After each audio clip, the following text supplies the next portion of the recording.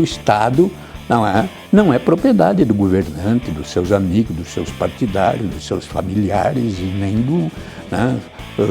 dos mais ricos, mais poderosos ou mais influentes.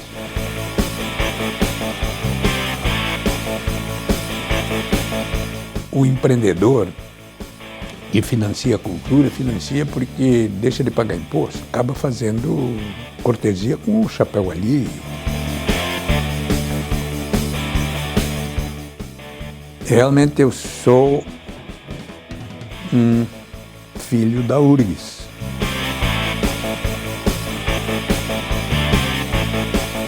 Ser político não é ter um mandato, ser político é exercer a sua cidadania na plenitude.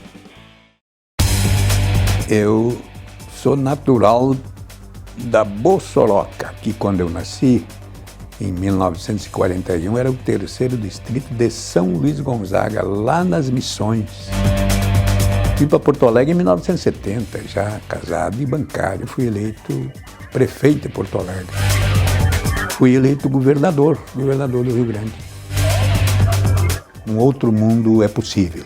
Eu sou Olívio de Oliveira Dutra.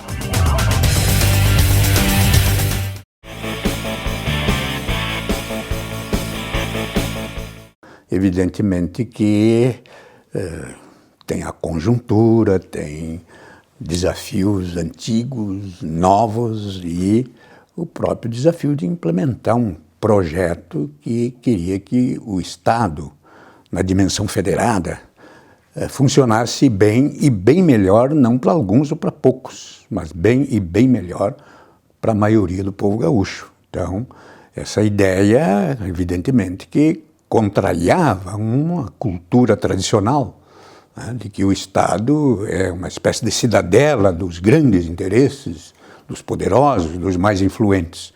Então, aí já tinha, digamos, um choque cultural, né, e político, e implicou muitos desafios. Até porque também governar é uma relação entre poderes executivo, legislativo e judiciário, mas a base dessa relação tem que ser o povo. A democracia não se resume apenas em termos do direito de votar e ser votado, e exercer esse direito, né? Quando a ditadura acontece, a primeira coisa que faz é caçar o nosso direito de votar e ser votado, né? E fechar legislativos e caçar mandatos. Então, nós queríamos, reconquistando a democracia, como foi, o povo brasileiro fez isso, na nossa experiência de governo, consolidar um processo em que a cidadania fosse provocada permanentemente e que as pessoas passassem a ser sujeito, deixando de ser objeto da política. A política é transformadora na medida em que o cidadão, a cidadã, seja sujeito e não objeto dela. E é desta forma que também se pode ampliar o controle sobre o Estado, o governo e os governantes. Cada uma se assumindo, né, na plenitude da sua cidadania, fazendo o Estado funcionar no interesse da sociedade. É a sociedade que tem que controlar o Estado e não o contrário. Então, essas ideias foram balizantes, né, foram norteadores da nossa conduta. A produção do Estado, né, nos diferentes setores, né, no setor primário, agricultura, pecuária, né, na indústria, nos vários setores, nos comércios, serviços, tudo isso para nós importava e continua importando muito. Tecer relações, né, sem fazer com que um benefício para um setor desequilibre o outro setor, sem usar o dinheiro público para concentrar numa determinada região ou num determinado setor, num determinado grupo, um percentual de renda que signifique desconsiderar outros, esvaziar outras e outros. Então, tinha que conhecer o Rio Grande, nós já vínhamos de outras lutas, né? Fazia 10 anos que eu tinha sido eleito prefeito de Porto Alegre, tinha tido uma experiência significativa, rica, A nossa equipe também tinha já alguns acúmulos, né, de como trabalhar a coisa pública no interesse efetivamente público. Então, por isso, nós desenvolvemos políticas em várias áreas, não é? E sem desconsiderar nenhuma, né? Caso da educação, evidentemente, da segurança, não é? Mas a cultura, para nós, também foi um espaço muito importante, porque a cultura, já comecei a minha fala dizendo que o nosso projeto, não é, tinha, não é, um desafio cultural pela frente. Como, né, por dentro da velha cultura que considera o Estado um aparelho para os mais poderosos, para os mais sagazes, para os mais espertos, não é? Como por dentro dessa cultura criar uma cultura que o Estado não é propriedade do governante, dos seus amigos, dos seus partidários, dos seus familiares e nem dos mais ricos, mais poderosos ou mais influentes. Primeiro que tem que valorizar, não é, a cultura gaúcha, que tem raízes profundas, né, na história, na identidade nossa, na estrutura que temos, no pensar, nas relações que temos internas, nas relações com o país, nas relações na América Latina, nas relações com o mundo, mas fundamentalmente pensar as nossas diferentes identidades internas, né? Nas diferentes identidades internas, os negros, né? Os índios, as diferentes etnias europeias que chegaram aqui também contribuíram e contribuem muito, né, para a formação dessa nossa identidade. Portanto, o respeito a essa pluralidade étnica, a pluralidade religiosa e, portanto, também a pluralidade política, ideológica, né, mas sem abdicar de uma visão que nós representávamos, né, e entendo que temos que continuar representando, de um projeto que tende a fazer de forma radicalmente democrática uma apropriação pública da máquina pública nos 3 níveis, federal, estadual, municipal. Quer dizer, o estimular o exercício da política, para que as pessoas não pensem que ser político é ter um cargo, é ter um mandato, é estar numa função, né, pública. Ser político é ser cidadão na sua plenitude, não é? Sendo solidário na sua comunidade, no seu bairro, no seu condomínio, na sua região, no seu município, no estado, no país e no mundo. O Fórum Social Mundial, que realizou as suas primeiras edições, foi aqui no nosso estado, aqui em Porto Alegre, com a ideia de que, né, um outro mundo é possível. Então nós, né, para, né, tornar esse sonho realidade, temos que atuar onde estamos, a partir de onde estamos, das experiências aqui. Culturalmente, nós tratamos de ver coisas, né? Bom, o acervo cultural, né? Digamos, o subsolo nosso, né? De patrimônio identitário, diversificado, os espaços públicos disponíveis para isso, como estão, como recuperá-los, como ampliar, como disponibilizar isto, né, para todos os criadores, né, não só aceitar a opinião dos grandes grupos já organizados, né, que produzem cultura, né, e uns muito bem, mas outros, né, da ideia de que é uma mercadoria para ser colocada no mercado, né, e tal. E nós tínhamos que estimular, não é, digamos, os nossos músicos lá do interior, daqui, da serra, do litoral, né, da fronteira, da costa do Uruguai, né, lá de cima, das missões, enfim, né, e as artes plásticas, a pintura, a música, a dança, né, o teatro, essas coisas todas tiveram um trato de nossa parte, de forma que nós não tivéssemos atividades, digamos, passageiras, eventuais, pudéssemos organizar, não é, esse espaço para ele, né, sempre ter, não é, atividades que cada vez menos eventuais, né, tratar da cultura, então, com uma diretriz do Estado, né, com relação à cultura, tem que ter esse papel e não dizer ou tentar definir o que é bom, o que é ruim nas artes.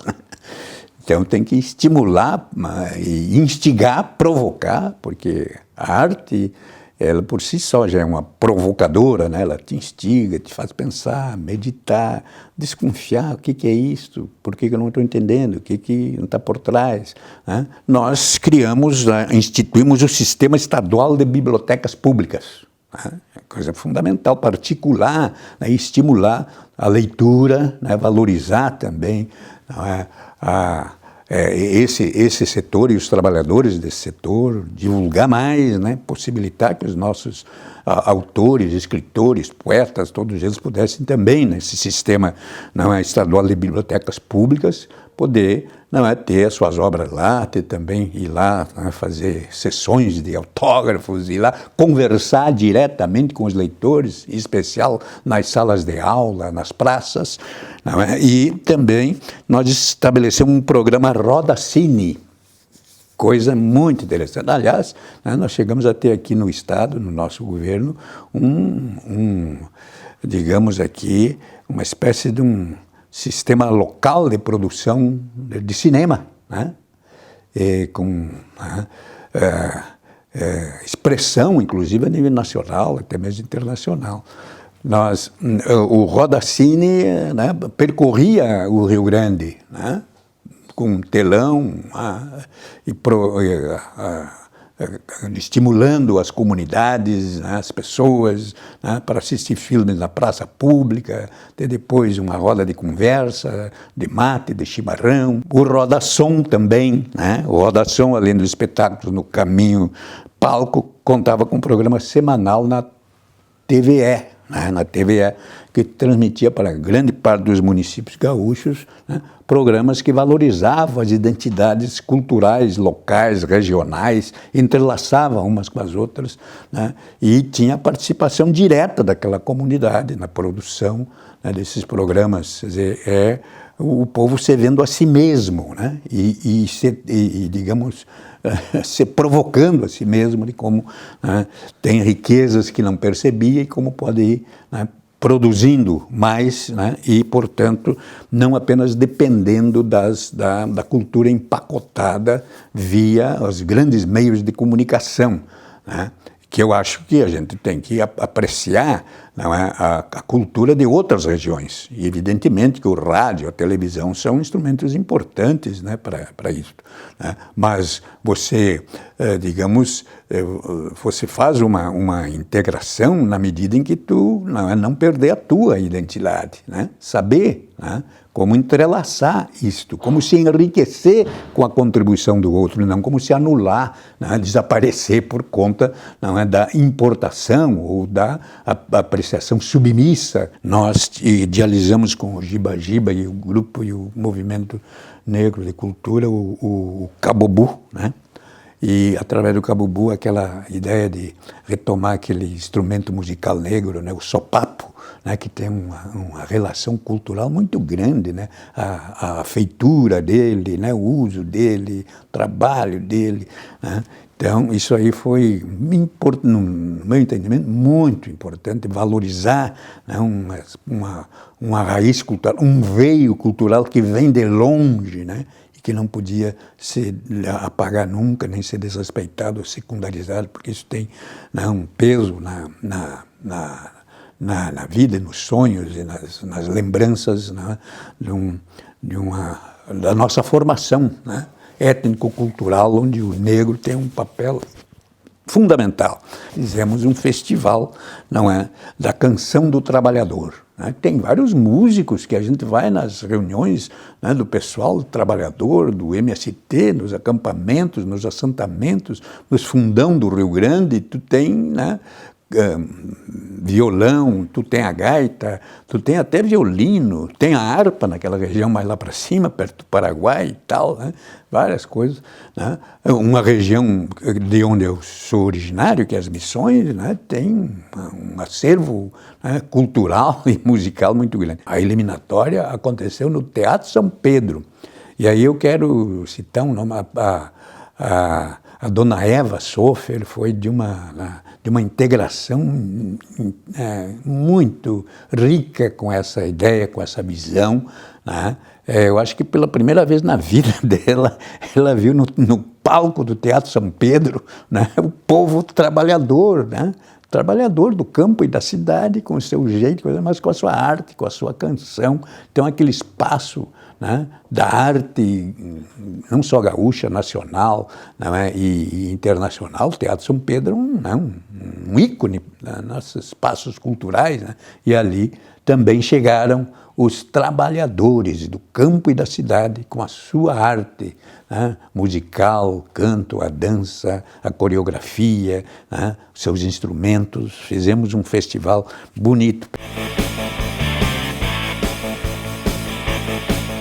Nós poderíamos destacar o cuidado, né, com o patrimônio cultural, sempre com relações integradas, né, com os municípios, né, e as diferentes secretarias nossas, o centro dela é a Secretaria de Cultura, mas também a Secretaria de Educação e de Patrimônio, enfim, mas com também o Instituto, né, Federal de Patrimônio Histórico e tal.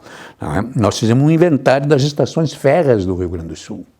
Bonito, um trabalho integrado, né, que incluiu, inclusive, as universidades, as escolas, não é? E as áreas nossas na área da cultura, um tombamento do sítio ferroviário de Santa Maria, né?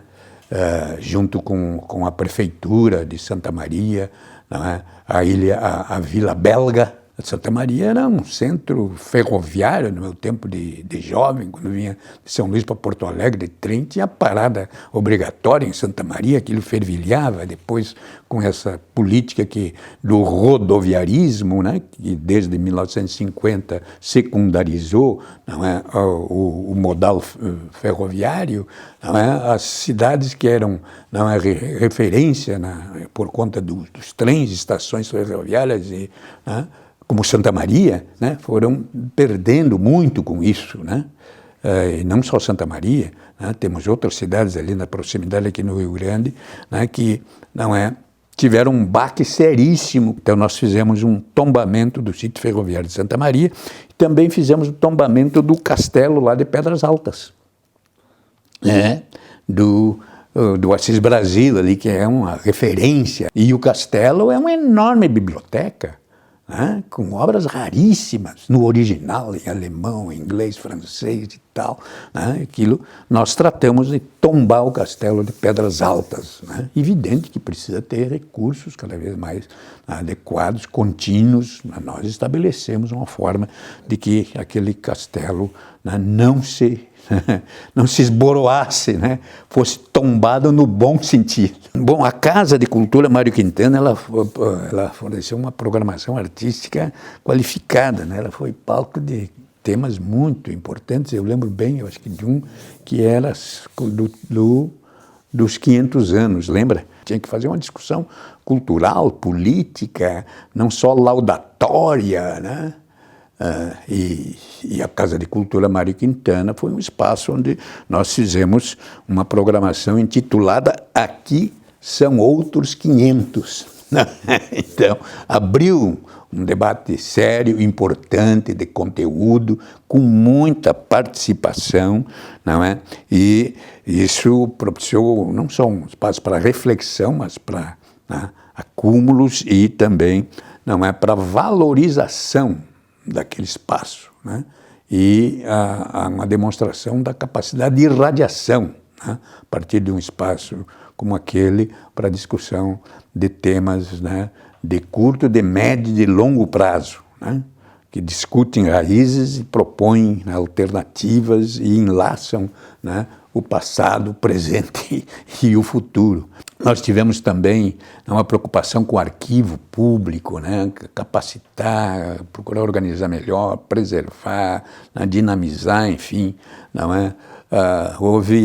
Fizemos também busca de trabalhar com a moderna tecnologia, né, de reprodução de documentos, guardar, selecionar, agilizar o acesso.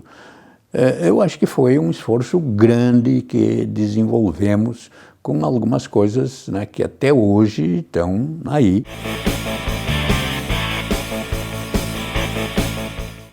Nós temos também uma cultura que as pessoas bem abonadas do Rio Grande, elas não têm o hábito de investir em cultura. Raros são os grandes empresários ou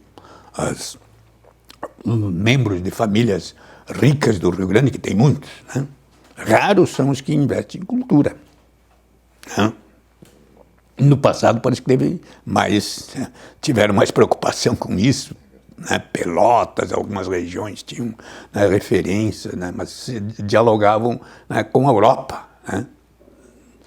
E então nós tínhamos a ideia de, né, um fundo tem uma possibilidade de um controle público maior, né? Uma forma de angariar também os recursos sem que, não é, os produtores culturais, os criadores, tivessem de andar de pires na mão.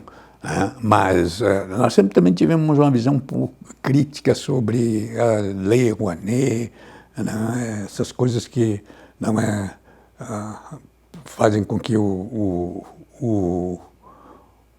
empreendedor que financia a cultura, financia porque deixa de pagar imposto, acaba fazendo cortesia com o chapéu alheio, né? Porque se não paga imposto, o imposto digamos, um dever do cidadão para com o Estado, para com a sociedade, né? O Estado, sob o controle da sociedade, recolhe esses impostos e os direciona, né? Na medida em que também ele é controlado pela sociedade, direciona segundo uma política cultural pública e não uma política cultural privada. Na medida em que o empresário, né, que se acha que o dinheiro é dele, ele vai financiar tal linha de cultura, tal grupo, tal setor, né, que ele é mais vantajoso, ele promove mais, né, dá mais visibilidade para o seu produto ou para o seu nome, né? Então, nós sempre tivemos uma visão crítica sobre isso e queríamos desdobrar essa questão de forma melhor. A criação do fundo foi, né, com essa ideia, né, mas não de assambarcar recursos, porque o Estado não pode fazer tudo e nem é mesmo a sua tarefa, mas ele tem que estimular, ensejar, e dar bons exemplos, né, de como deve funcionar as coisas, mas também estimular a iniciativa privada com seus recursos, não com recursos públicos, investir mais em arte. Eu acho que o bom mecenato é com dinheiro, dos lucros empresariais, né? É isso que tem que ser, não com dinheiro, né, que depois vai faltar lá para outra área, né, do atendimento, né, do Estado para beneficiar a população. Nós trabalhamos isso, tanto no governo municipal quanto no estadual, né, evidentemente com a ideia do estímulo, né, de reduzir, né, o ICMS, o ISSQN, no caso do município, né, para o livro, não só para o livro didático, para colocar, por exemplo, a CORAG, que é a imprensa estadual, a ser também a ela imprimir livros, né, de autores novos, de autores antigos, clássicos, né, e colocar à venda mais barato, estimular a participar das feiras nos municípios, da Feira do Livro aqui, né, em Porto Alegre, quer dizer, várias formas, buscamos o Instituto Estadual do Livro, né, dinamizar isto, né, ter um conselho, né, sempre aberto, disposto para conversar com os autores novos, para estimular a criatividade, para divulgar melhor o livro, baratear isto, né, então sempre teve esse esforço, mas nós não lembro qual era o percentual do orçamento do Estado para a cultura. Nós ampliamos um pouquinho, né, mas tinha que ampliar muito mais, evidente, né? A cultura, né, tinha que ter um percentual e poder ser executado, né? nós tínhamos essa ideia, não é muito, mas nós queremos executar tudo que está destinado no orçamento para a cultura. E tinha um debate sempre, né, bem tensionado, né, com a área da cultura, que é diversificada, variada, plural. Eu sempre digo, olha, o ser humano é essencialmente político. O homem das cavernas, quando batia uma pedra na outra até formar um martelo, né, depois uma roda, está tendo uma atitude política, né, na sua relação, né, com o mundo, né, com a sua realidade, se transformando e transformando a realidade. É uma atitude política. Né, quando desenhava nas paredes da caverna, os bichinhos, tal, é uma atitude política, cultural, artística. Né? Então, o ser humano é essencialmente político. Né? Então, ser político não é ter um mandato, um cargo executivo, legislativo. Ser político é exercer a sua cidadania na plenitude, influir, né? Discutir, propor, criticar, ser criticado, né? E se transformar, transformando o mundo para melhor. Então, isso é uma atitude plenamente política. Então, a política é a construção do bem comum com o protagonismo das pessoas. A política do toma lá, dá cá, do é dando que se recebe, essa é um desvio, né, que não tem nada a ver com a política que transforma. Né? Então, mas para a política ser transformadora é aquilo que eu já disse antes. Né? As pessoas, cidadão, tem que se assumir como sujeitos e não como objetos da política. E isso significa que a gente não pode se contentar com o direito sagrado, né, de votar e ser votado. Né? Se a gente se contentar em ser cidadão só por conta disso, nós vamos ser cidadãs eventuais, né, quando tem eleição. Ou resumindo, o ato, né, sagrado de depositar o voto, agora é dedilhar a urna eletrônica. Aquilo é um momento importantíssimo de uma conquista da humanidade civilizatória. Né? Tanto que a ditadura, a primeira coisa que faz é acabar com o direito de votar e ser votado. Né? Mas não é tudo da cidadania. É um momento culminante. Quer dizer, para que aquilo aconteça bem, tu tem que ser cidadão e cidadã na plenitude todos os dias da tua vida. Então, essa é a assunção da política como construção do bem comum com o protagonismo das pessoas. E isso é o ser humano ser sujeito e não objeto, né, da ação política. E aí a política é realmente sempre uma arte, né, mas não uma arte, né, para alguns, né, selecionados. Né? Não, né? A política é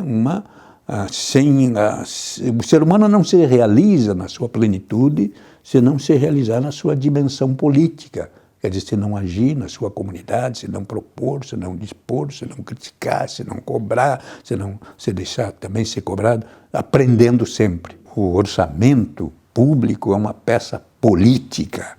Né? Quem é que define as prioridades para executar os recursos? Quem define quem paga imposto, quem não paga? Por que esse paga menos, porque aquele paga mais? Por que esse tem benefício, aquele não tem? Por que o Estado abdica de cobrar impostos de setores que às vezes têm uma enorme capacidade contributiva e pagam tão pouco, enquanto os pequenos e os micros pagam proporcionalmente mais? Quer dizer, isso é uma discussão política que não pode ficar, né, entre o governo e os grupos poderosos, economicamente mais fortes ou mais influentes, tem que vir para o terreno da sociedade, né, do povo que se organiza, se mobiliza, enfim, que tem que ter o Estado funcionando bem para todos e não para alguns. Então, essa ideia da discussão do orçamento, né, de forma aberta, pública, participativa, é também uma proposta de instigamento ao exercício pleno da cidadania.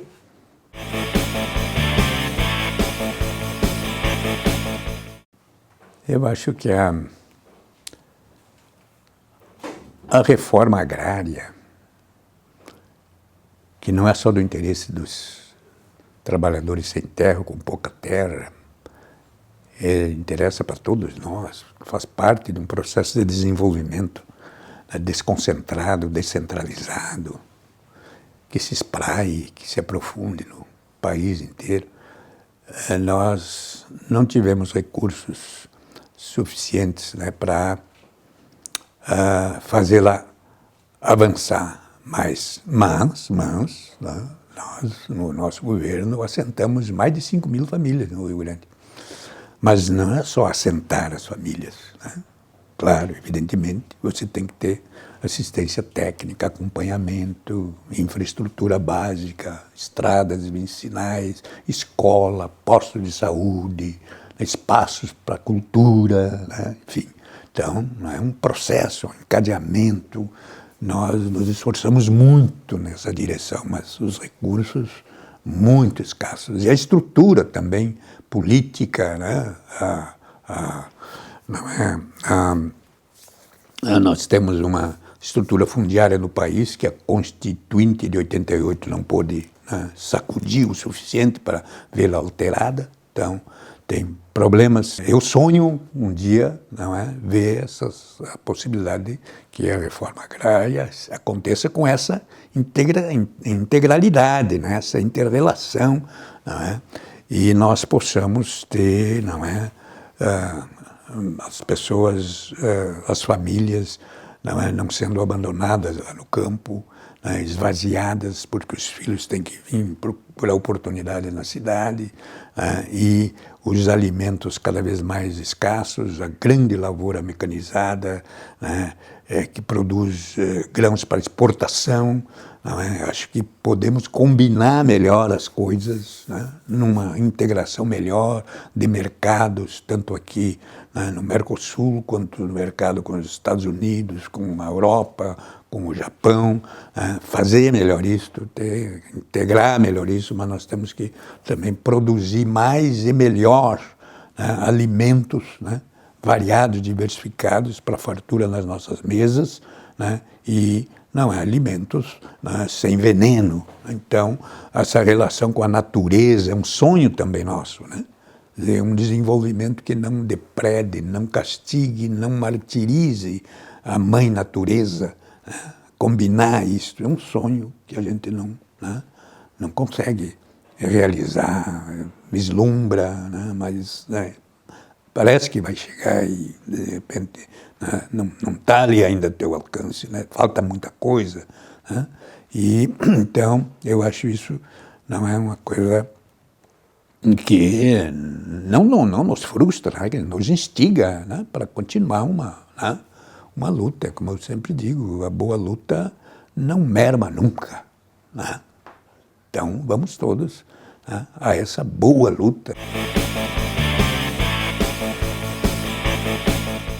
O dinheiro público é escasso, né? E sendo escasso como é, tem que ser bem direcionado, tem que ser direcionado para quem mais precisa.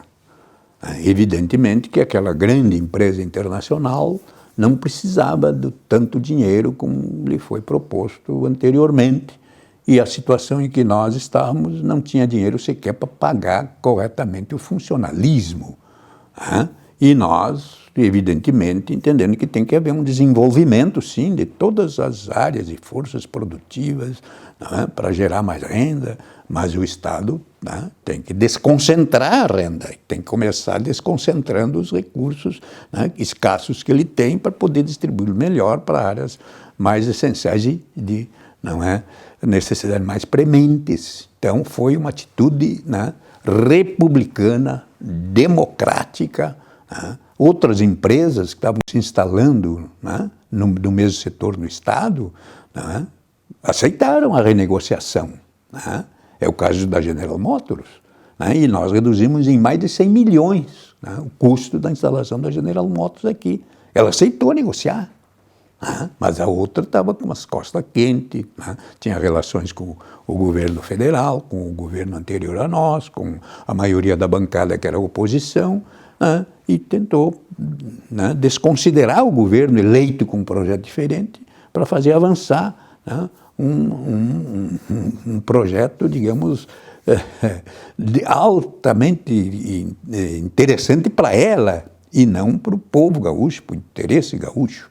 Né? Então, nós, né, ao mesmo tempo que fizemos isso, desdobramos o nosso projeto de, né, estimular a economia do Rio Grande através dos sistemas locais de produção, valorizando as vocações regionais, estimulando a micro, a pequena, a média empresa, a agricultura de economia familiar, a diversidade, a diversificação, a ciência e a tecnologia, via a criação da UERGS, via a criação deste centro de alta tecnologia que temos aqui na Estrada João de Oliveira Remião, né? Que é uma conquista significativa, aquele centro de alta tecnologia ali, não é, que coloca o Rio Grande no mapa da alta tecnologia, de prototipagem, essas coisas da ciência e da tecnologia, né, atual. Tivemos políticas sociais importantes, né, que possibilitaram que a renda do povo gaúcho se ampliou.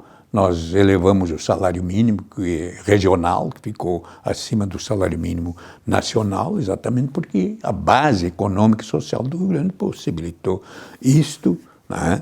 E as políticas de inclusão social, moradia, luz no campo, essas coisas todas, né, foram, né, possibilitando que aquele período fosse um período em que o Rio Grande cresceu acima da média nacional, né? A demonstrar que nós não dependíamos de uma única empresa multinacional para nos desenvolver. Né? E outras empresas vieram para o Rio Grande, mas não com aquele custo. Né? A Latasa, né? Outras na área da indústria, de outros ramos da indústria, não é como aqui a indústria do MDF, aqui, que é para a indústria moveleira do Rio Grande, e várias outras, né? Todas poderiam vir com menos custo, né, para o Rio Grande. Os cofres públicos não, né, tem que, né, se os recursos chegam ali são escassos, tem que ser bem direcionados e direcionados para quem mais precisa. Agora, também, né, fomos reduzindo a renúncia fiscal, né, os favores tributários, né, as anistias para quem não precisa. Não, nós fomos reduzindo isso. E isso criou dissabores com os interessados que queriam continuar, né, vivendo dessas benesses, desses favores. Os recursos de publicidade, por exemplo, do governo, que tem a publicidade obrigatória, que o governo tem que, né, encaminhar para as grandes empresas de comunicação, não é, valores por conta, não é, da publicidade de editais e de balanços de empresas públicas, etc. Então já tem um mercado, né, digamos, fechado para as empresas mais poderosas. Mas nós achamos que tudo bem aí, mas mais que isso, não. O resto, o que sobra, vai ir para a micro, pequena e média empresa, né, na área, no Rio Grande, sem troca de favor nenhum. Né? Então, evidente que nós tivemos, de parte de alguns grupos poderosos, não é, pretensamente fontes da notícia, que nos, né, desancavam a toda hora, né, por conta que essas nossas políticas estavam ferindo interesses, né, que eles já tinham como consagrados. Né? E eu acho que agimos corretamente, né, no interesse público, não no interesse privado, pessoal, particular, de quem quer que seja. Os estudos da FEE, Fundação Estadual de Economia e Estatística, sobre aquele período, todos eles apontam que foi, né, um momento positivo para o Rio Grande em todas as áreas. Cresceu o PIB geral, o PIB industrial, o PIB agropecuário, né? Todos tiveram. Né? Nós passamos a ser o segundo maior exportador do país, ganhando de Minas Gerais. Então, foi um período positivo. Evidente que faltou muita coisa, tinha que fazer mais, continua sendo. Tu sabe que até a dívida pública do Estado nós reduzimos. Né? Reduzimos a dívida pública do Estado. Claro que reduzimos um percentual muito pequeno, né, de uma dívida que vem de longe, até de antes da ditadura, e que a ditadura ainda aumentou mais esse bolo dessa dívida. Né? Antes de Getúlio. Né? E vem de longe. Né? Mas nós, com todo esse esforço, todo esse ser, conseguimos reduzir o corpo da dívida pública do Rio Grande. Né? Reduzimos num percentual muito pequeno, mas reduziu, não aumentou. Então, gostaríamos de ter reduzido muito mais, né? No percentual que nós reduzimos para nós zerar, isso vai um século, né? Então, tem que ter, né, outras políticas, outras relações.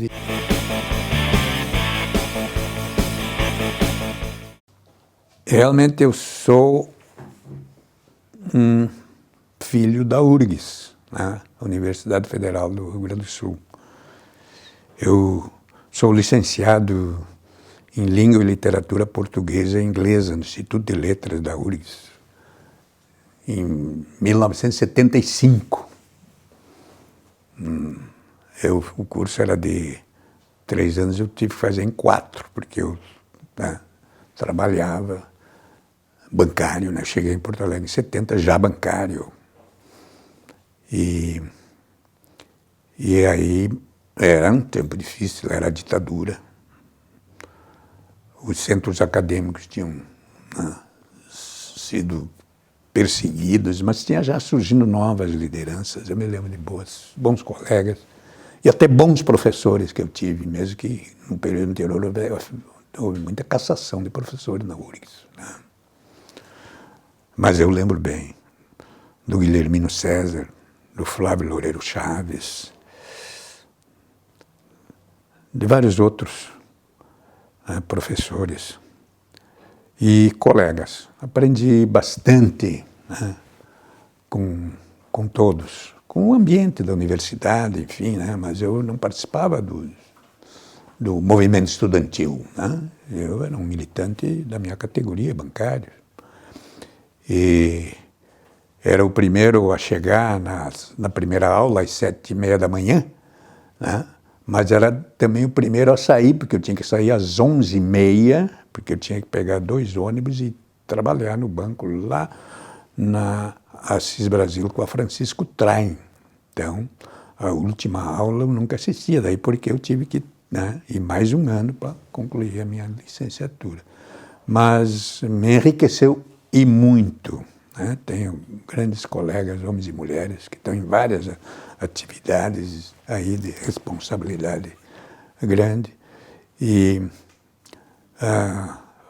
fez uma parte importante da minha formação. Claro que a formação da gente em casa, na região da gente, lá em São Luís, nas comunidades, na minha categoria, eu penso que também a minha vida como militante, dirigente do Sindicato dos Bancários me ensinou muito, né? Muito, né?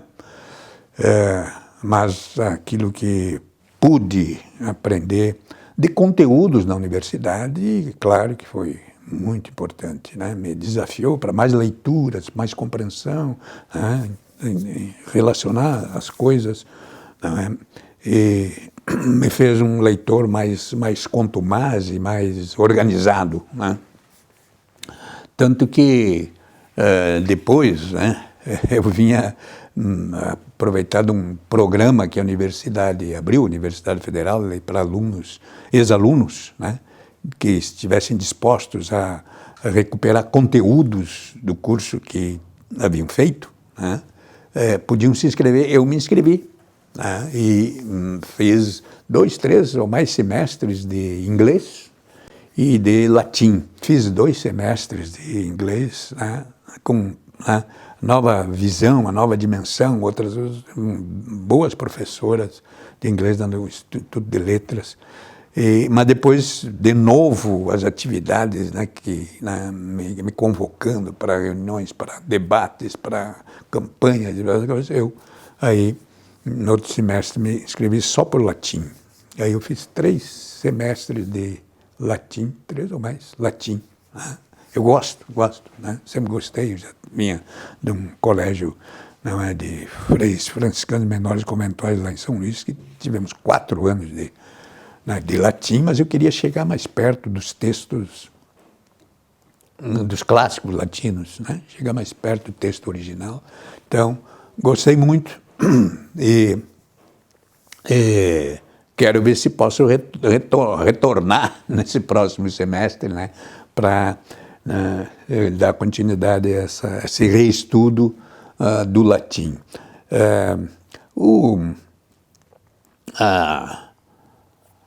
A universidade pública é uma ferramenta importantíssima para o desenvolvimento do país, né, do Rio Grande, mas